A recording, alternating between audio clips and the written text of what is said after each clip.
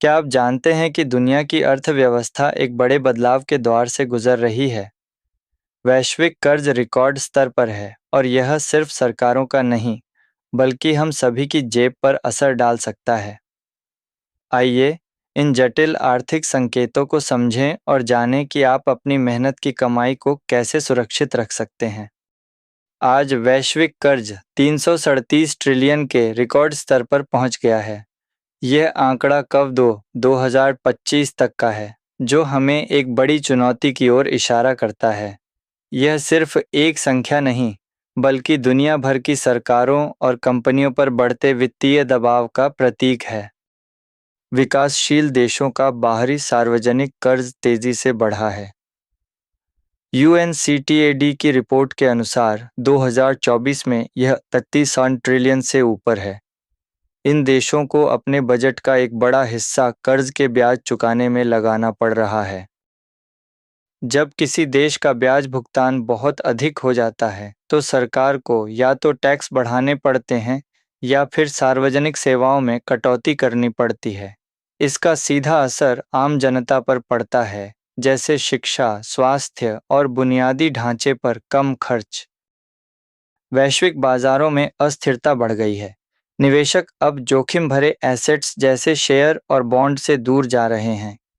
वे सोने जैसी सुरक्षित संपत्तियों में निवेश करना पसंद कर रहे हैं, जो अनिश्चितता के समय में एक सुरक्षित ठिकाना मानी जाती है। फॉरेक्स करेंसी ट्रेडिंग भी रिकॉर्ड ऊंचाई पर है, जिसमें रोजाना लगभग 9.6 ट्रिलियन का कारोबार होता है। यह वैश्विक व्यापार और निवेश की गतिशीलता को दर्शाता है, लेकिन साथ ही करेंसी में बड़े उतार चढ़ाव का जोखिम भी पैदा करता है। कुछ खाड़ी देश अब सस्ती दरों पर कर्ज ले रहे हैं। अमेरिकी ब्याज दरों में कटौती की उम्मीद के चलते उन्होंने 27,000+ बिलियन के डॉलर मूल्य वाले बॉन्ड जारी किए हैं। यह दिखाता है कि देश अपनी वित्तीय जरूरतों को पूरा करने के लिए वैश्विक बाजार पर कितना निर्भर है। अमेरिका का राष्ट्रीय कर्ज लगभग 36 से 88 ट्रिलियन तक पहुंच गया है। यह आंकड़ा दुनिया की सबसे बड़ी अर्थव्यवस्था के लिए एक चिंता का विषय है। यह कर्ज लगातार बढ़ रहा है, जिससे भविष्य में वित्तीय स्थिरता पर सवाल उठ रहे हैं। अमेरिका का कर्ज से GDP अनुपात अब 119-120% के आसपास है। इसका मतलब है कि देश की कुल आर्थिक उत्पादन की तुलना में उसका कर्ज काफी अधिक है। यह अनुपात जितना अधिक होता है, देश की कर्ज चुकाने की क्षमता पर उतना ही दबाव पड़ता है। ब्याज भुगतान अब अमेरिकी बजट का एक बहुत बड़ा हिस्सा बन गया है। इसका मतलब है कि सरकार को अपने राजस्व का एक बड़ा हिस्सा केवल कर्ज का ब्याज चुकाने में लगाना पड़ता है। इससे अन्य महत्वपूर्ण क्षेत्रों में खर्च करने की क्षमता कम हो जाती है। अमेरिका की शुद्ध अंतर्राष्ट्रीय निवेश स्थिति नकारात्मक है। Q2 2025 में यह 26,714 ट्रिलियन थी। इसका मतलब है कि अमेरिका पर दूसरों का जितना बकाया है, उससे कहीं ज़्यादा उसकी देनदारियां हैं। अमेरिकी क्रेडिट रेटिंग एजेंसियों ने चेतावनी दी है कि सरकारी कामकाज में बाधा और राजनीतिक ध्रुवीकरण देश की क्रेडिट रेटिंग पर नकारात्मक प्रभाव डाल सकता है। क्रेडिट रेटिंग घटने से अमेरिका के लिए कर्ज लेना महंगा हो सकता है। एक और बड़ा जोखिम यह है कि अगर दुनिया के अन्य देश अमेरिकी कर्ज उपकरण ट्रेजरी खरीदना कम कर दें, इससे मांग घटने पर ब्याज दरें बढ़ेंगी और डॉलर कमज़ोर हो सकता है। यह वैश्विक वित्तीय बाजारों में बड़ी उथल-पुथल मचा सकता है। इस बढ़ते कर्ज का असर हर किसी पर अलग-अलग तरह से पड़ेगा। हमें यह समझना होगा कि कौन से देश और कौन से लोग सबसे ज़्यादा प्रभावित होंगे। यह जानकारी हमें अपनी वित्तीय योजना बनाने में मदद करेगी। विकासशील देश जिनका बाहरी कर्ज डॉलर मूल्य वाला अधिक है, सबसे ज़्यादा दबाव में होंगे। जब डॉलर मजबूत होता है या ब्याज दरें बढ़ती हैं, तो उनके लिए कर्ज चुकाना और भी महंगा हो जाता है। इससे उनकी अर्थव्यवस्था पर भारी बोझ पड़ता है। यूरोप और UK जैसी समृद्ध अर्थव्यवस्थाएं जिन्होंने भारी कर्ज लिया है, उनके ब्याज लागत बढ़ेंगे। इससे उनकी आर्थिक वृद्धि धीमी हो सकती है। इसका मतलब है कि नौकरियां कम हो सकती हैं और व्यापार में मंदी आ सकती है। कच्चे माल का निर्यात करने वाले देश जैसे तेल और धातु, अगर वैश्विक मांग गिरती है तो उनके राजस्व में कमी आएगी। इससे उनका कर्ज का बोझ और भी ज्यादा महसूस होगा। यह उनकी सरकारों की खर्च करने की क्षमता को प्रभावित करेगा। चीन और भारत जैसी बड़ी अर्थव्यवस्थाओं पर भी असर होगा, लेकिन उनके पास थोड़ा अधिक बचाव होता है। उनके बड़े घरेलू बाजार और पर्याप्त विदेशी मुद्रा भंडार उन्हें कुछ हद तक सुरक्षा प्रदान करते हैं। फिर भी वे वैश्विक झटकों से पूरी तरह अछूते नहीं रहेंगे। क्या फर्क पड़ेगा? इन देशों में महंगाई बढ़ सकती है, आयातित वस्तुओं की कीमतें बढ़ेंगी और करेंसी के कमजोर होने से आम आदमी की खरीदने की शक्ति कम होगी। यह रोजमर्रा की जिंदगी को महंगा बना देगा। सार्वजनिक सेवाओं में कमी आ सकती है। अगर ब्याज भुगतान बजट का बड़ा हिस्सा ले लेते हैं, तो सरकार स्वास्थ्य, शिक्षा और बुनियादी ढांचे पर खर्च कम कर सकती है। इसका सीधा असर नागरिकों के जीवन स्तर पर पड़ेगा। टैक्स में बढ़ोतरी या कड़े वित्तीय उपाय आ सकते हैं। देशों को कर्ज का प्रबंधन करने के लिए ऐसे कदम उठाने पड़ सकते हैं। इससे आम आदमी पर वित्तीय बोझ और बढ़ सकता है। शेयर बाजारों में गिरावट या सुधार का जोखिम बढ़ेगा और बॉन्ड यील्ड ऊपर जाएंगे।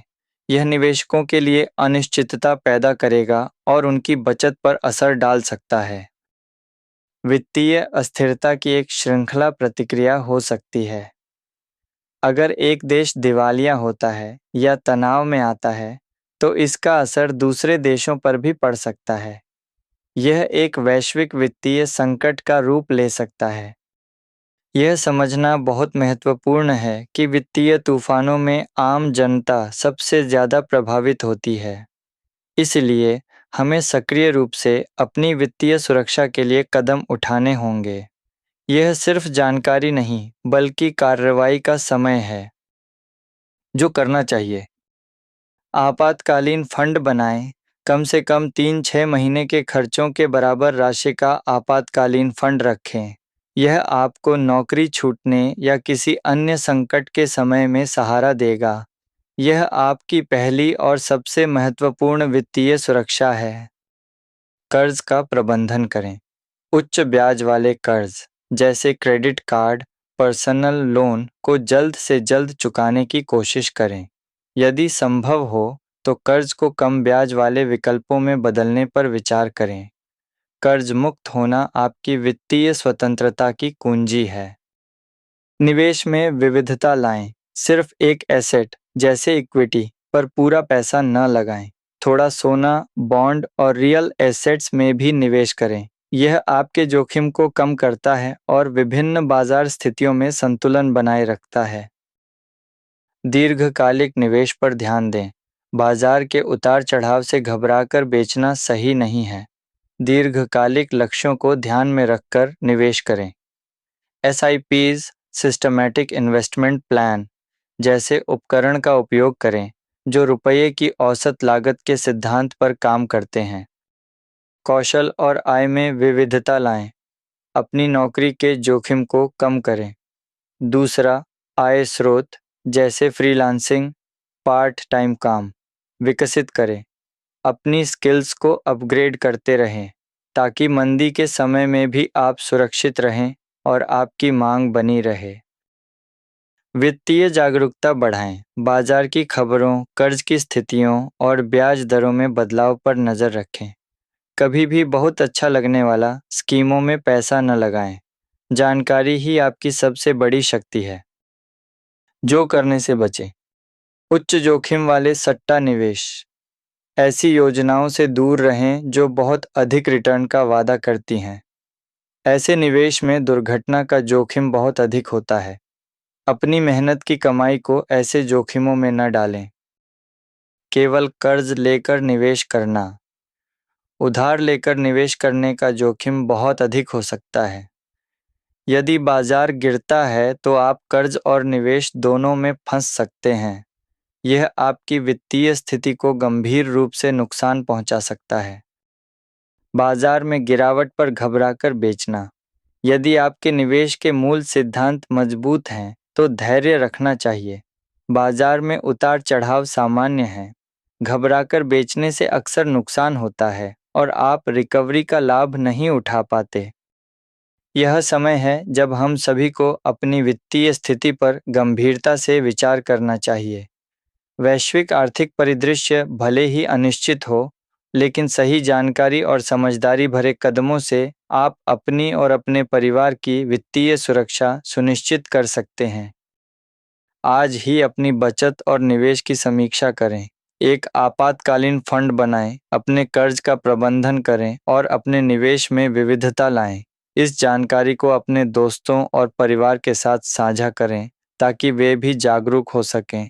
याद रखें, आपकी वित्तीय सुरक्षा आपके हाथों में है।